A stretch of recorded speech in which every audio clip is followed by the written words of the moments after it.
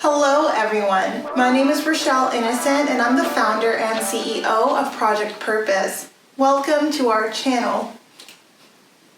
Our community is focused on fostering the intellectual and character development in children. We do this through our parent-child workshops that are focused on 4 themes: autonomy, self-efficacy, compassion, and self-concept, in order to cultivate grit, perseverance, and resilience in each child. At Project Purpose, our overarching mandate is to renew and rebuild family, community, and relationships. Our different social media platforms provide us with an opportunity to have discussions and to create space on all topics that relate to family, community, and relationships with ourselves as well as with others, with a primary focus on mental health and education. More precisely, the ways that the institutions of mental health and education play a role and have played a role in our societies at large. These discussions and debates provide us with an opportunity to think critically about what needs to change within these structures for us to live up to our bold slogan: support, protect, and empower each child through youth-focused development, better known as leadership in juvenescence. We recognize that in valuing our children's leadership potential, this also translates as recreating and co-creating environments, both socially and politically, that will enable our children to thrive. For those of you who are particularly keen on the topic, we also write thought pieces every other Sunday, and we actually just dropped a thought piece this past Sunday, so be sure to meander over to the website and check out our online content. Now, if it is the case that you are looking for a listening alternative, well, we're available on 12 different podcast platforms for your listening leisure, and we've provided you with access to the links in the description down below. Now, as is the convention, be sure to subscribe, hit that post notification bell so that you are aware of every time you post. And of course, if you like these conversations and you want to keep them going, like, comment, and share this segment. Let's get into it. Hello, ladies and gentlemen, and welcome back to another segment here on Project Purpose. For those of you who are new, we cover topics that relate to mental health, mental wellness, and education on a week-by-week basis. And today our topic of discussion is mental health. And on the topic of mental health, we're going to be talking about the correlation of touch and mental health and our well-being. I think this is an important conversation because a lot of us don't really think about the significance of touch, the importance of touch, and some of the boundaries that sometimes we need to put in place when it comes to touch in and of itself. And it's important that when we talk about touch, the ability to connect with each other on a physical level, we don't automatically just think sexual. And I think that this is an important caveat to have right out of the gate as we embark on this conversation, because in North America, we very seldom touch. We don't. And for me, I didn't realize until much later in my life when I started traveling and really connecting with people from different cultures, just how much touch was infused in cultures around the world. But here's the thing, when you grow up in an environment where touch is really just not the norm, you're much more sensitive to people coming into your personal space and touching you. And again, this could be a friendly touch, a platonic touch, a professional touch. All of it really is much more charged when you're not used to being touched. And so for me as well, given my own physiological orientation, the fact that I'm highly sensitive to pretty much everything and anything, this includes touch. But it also means that I have things that I can share with you that if you develop the mindfulness, the awareness, and the intention, there's signals and cues that you can pick up with the power of touch in and of itself. So I really wanted to first focus on this conversation, focus on personal touch, so focus on the power that our touch has to connect, to heal, to soothe, and calm ourselves down. And I think the second part, this is going to be a 2-part series, and I'm not sure if I mentioned that, but the second part will be really on how we leverage touch to navigate in different social spaces around us. So let's quickly jump into it. So I'm someone who really recognizes the power of touch and self-soothing. So I think a lot of us, when we think about touch and how our touch is significant, we always think about touch to the external, like touch to the outside world and how that helps us. And sometimes we don't even even think about it, it's just sort of this natural inclination to like reach out and to touch other people. And I am someone, like, my touch is very important to me. I realize that there's a lot of energy that gets transferred with touch when you're not intentional about touching others, or even in the way that you're touching and holding onto yourself. And again, like, this isn't in a sexual way. This is just really just honing in on our ability to connect to our delta, right? And just recognize that in all that we do and all that we say and all that we are 3 parts in one. We are our mental selves, the mental lives that we interact with in a meta sort of capacity. We are our physical selves, and we are also our spiritual selves. And I think that the one way that that all comes together is with touch. It's like this way that we connect externally and also internally. It's the way that we can soothe ourselves, and it's the way that we can also bring comfort to the people around us. So let's talk about it just a little bit. So I want to talk a little bit about healthy touch. My body, as much as I am adverse or very reluctant to allow other people in my personal space, I also recognize that personal space is relative and cultural. So because I grew up in Canada, and more than that, I grew up in rural areas, my sense of personal space is very large, actually. So in Canada, personal space isn't arm's length on both sides. So essentially, since I was a child, I was taught that personal space, like commanding clearance of my personal space, was really me being able to control the people who are within an arm's length distance of my space. Little to my knowledge, I didn't realize that this was really just very cultural. So like in North America, if someone's within arm's length and I'm like, hey, personal space, they immediately know to take a couple of steps back, right? But when you're in an environment like any part of Europe where personal space just does not translate that same way, no one really hesitates or has an issue when you're like this close to them. Like this close is maybe breaching personal space, but they don't really have that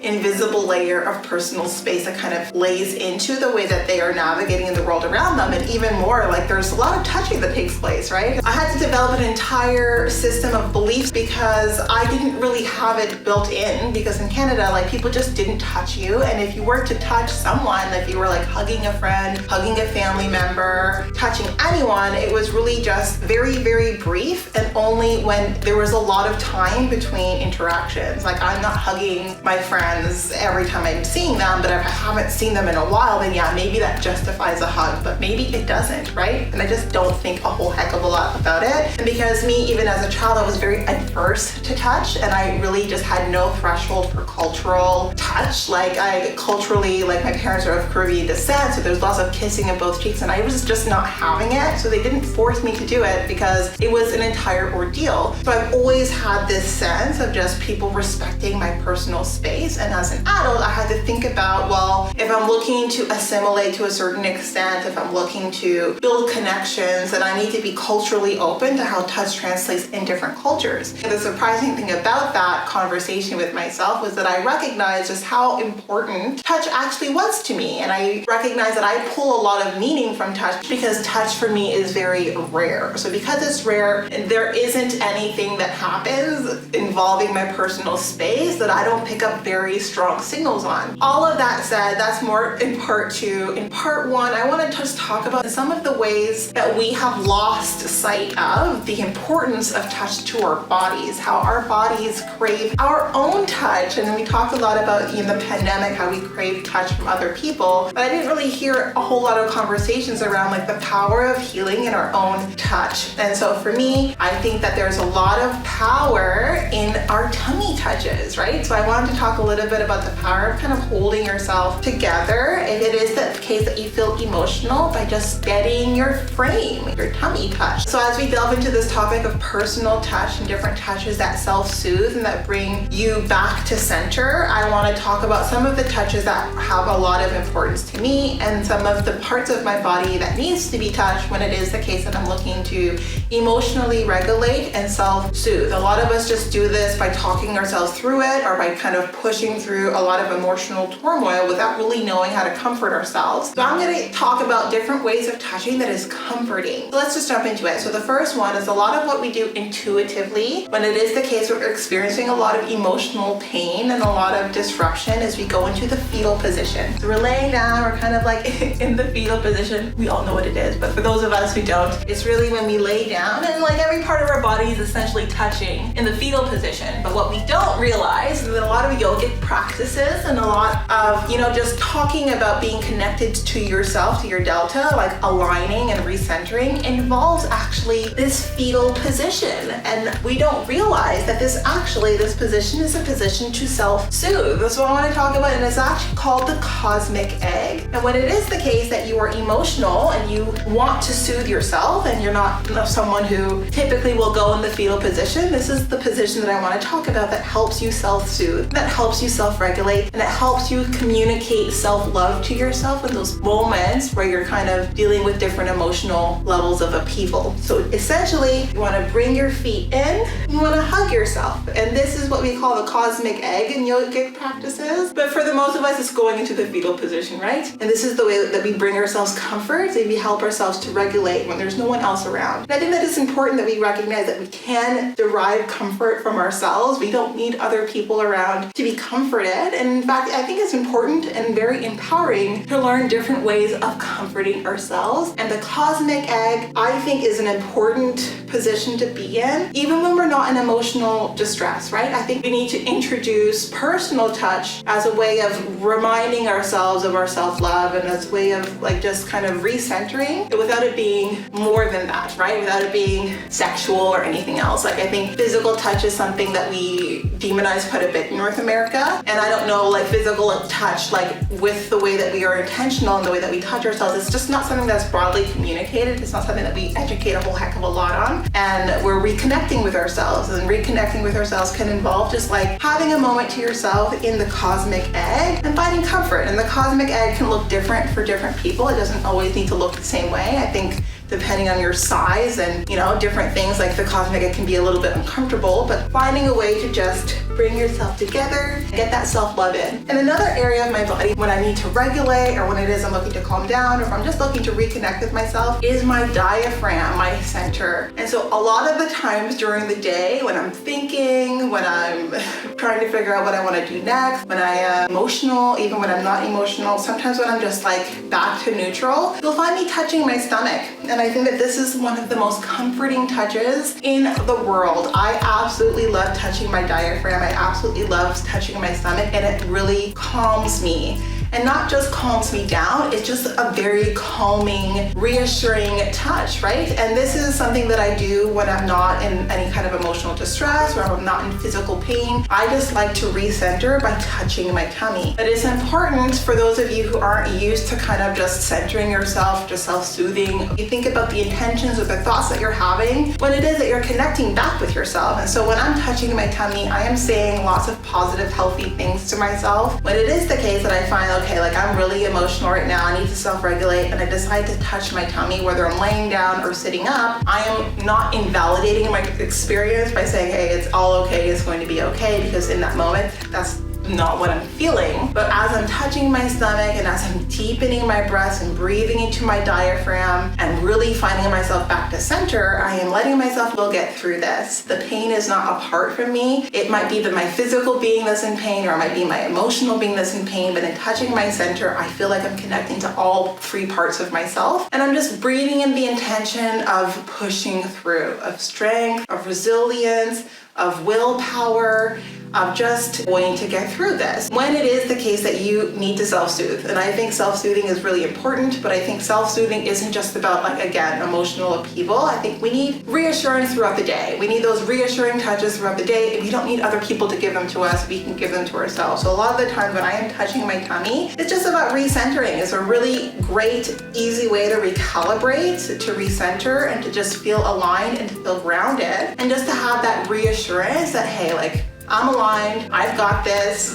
it's all good. right? And so this is an important touch. But I think because like sometimes we forget that all of our like critical organs are like in this space, that sometimes when we're very, very stressed out, this is the space that lacks the blood, right? So fight or flight response, just so that you remember, it redistributes your blood to your limbs. And if you're in a constant state of fight or flight, then that blood flow kind of gets neglected from the parts of your organs that actually need that blood flow to function, especially your stomach and your digestive system. So another touch that I will do cyclically throughout the day, a couple of times a day, is I will rub my stomach in clockwise motion. And this touch brings blood flow. So remember, touch also brings blood flow to that part of your body. So I will take a few deep breaths and I will help my tummy, my digestive system sort of regain that blood flow by rubbing my stomach in a clockwise motion. And like, I don't know what your physiology is, what your biology is. Some of us, our stomachs are on the opposite side. We have a mirror orientation. So if you have a mirror orientation, by all means go counterclockwise. But for me, it's just very important that throughout the day, I am cognizant that I need to bring myself down to earth. That if I am stressed for whatever reason, even if it's a small stressor, that it does trigger a fight or flight response. And I want to make sure that I bring myself back down to earth daily and cyclically throughout the day. And just a quick little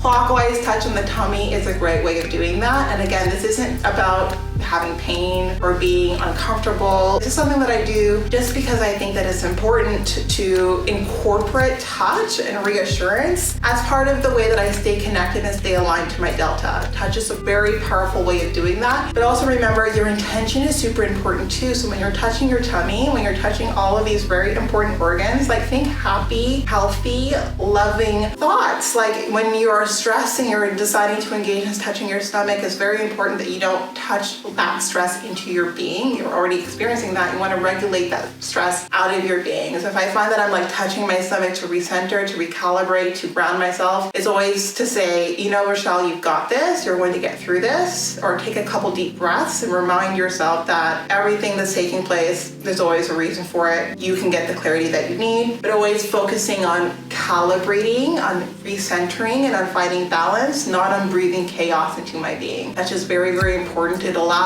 us to be present, to be mindful, and to be intentional in the way that we orient ourselves in our next moves forward. And this also involves my lower belly. So for those of us who have the biology, who have the feminine biology where, you know, cyclically we experience a lot of like pain in our lower abdomen, then that for me also, because I don't like to medicate for anything like unnecessarily, and I don't like to numb my pain. I like to feel connected even in those periods where I'm in pain. I also recognize the power of my hands touching my stomach in those periods to kind of quell and calm, or even just support myself during those painful cramps, right? So I think that it's just so important. Like we can get tools, we can get like little cushions and different things to help soothe us, but there needs to be a moment where it's just our hands, in our abdomen, speaking healing, speaking life, speaking comfort and support as you go through those painful moments. But again, touch shouldn't just be when we're responding to pain or discomfort. It should also be just ways that we check in, that we give ourselves reassurance, and that we align with ourselves as well. The last important areas for me that are super, super important when it comes to touch, when it comes to self-soothing, when it comes to aligning, are our thighs. Our inner thighs are super important when it comes to recalibrating and aligning with ourselves. And again, always with healthy intention, with like mindful words, like speaking healing, strength, confidence into ourselves. And then when you want to also activate your parasympathetic nervous system, and this for me is when we're applying touch to our lower backs, right? And this is an important area that often gets triggered if we go into the fetal position on our backs, which few of us do, by the way, but I'm gonna do it here to kind of give you an example. If we allow ourselves to kind of lay on our backs and we go into the fetal position on our back, and then we just rock back and forth, this can really ground us and bring us down to earth. And it's important that in any way where you're looking to just calm yourself, you're looking to soothe yourself, to give yourself comfort, and you're deciding to do the cosmic egg, which again is just a way to show self-love in action, that you're breathing intentionally. And for me, a real breath, like a breath that really brings life and brings peace to your body, is a breath where your tummy is expanding. So you're breathing into your diaphragm, you're expanding that tummy, and you're letting all of that go. And this is how we recenter, we collect ourselves, we align ourselves when the world outside feels just a little bit chaotic. So it's just important to come back home to ourselves. And the ways that we do that is with physical touch, right? And it's important that our bodies get the touch that they need. And oftentimes I find that when you're craving touch from others, craving your own touch more than you're craving the touch of other people. And for me, I don't ever really have moments where I'm like, oh my goodness, I feel so devoid of touch, because I am always constantly grounding myself, recentering myself with physical touch. Touch to my diaphragm, touch to my lower back, my thighs. All of this gives me a lot of comfort, a lot of peace. And again, it is not sexual. And it's important to talk about that because in North America, we sexualize touch quite a bit. And it's important that we recognize that we shouldn't only think about touch in sexual terms. Like, touch is super powerful. It's healing, it's grounding, it's comforting. And when we get used to positive touch by the ways that we touch ourselves, we can become much more aware of the touches that we get from the world around us that our body just doesn't like. And it's important to pay attention to the ways your bodies respond to touch from the external. And a lot of us write it off, or a lot of us are numb to it. We don't even get the signals anymore because we're so used to like ignoring the signals that our body gives us when it comes to touch, or when it comes to people being in our personal space or being around us, that we don't recognize the amount of information that our body is relaying to us about the people around us. And for me, because I'm so sensitive to touch, I'm also sensitive to people who are just close to me, right? I can feel their state, I can feel their energy. But it's because I'm really tuned into it. And I think part of being tuned into it was